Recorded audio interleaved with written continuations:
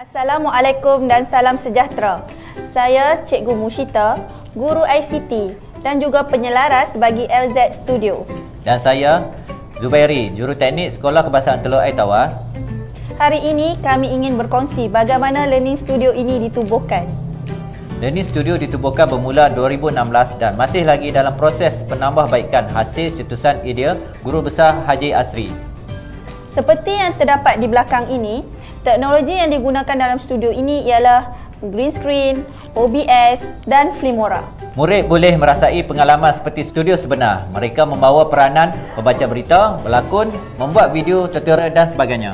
Kebanyakan persediaan bilik ini dibuat secara DIY oleh guru-guru, staf dan pekerja kebersihan sekolah. Antaranya lighting, green screen, setup kamera dan soundproof.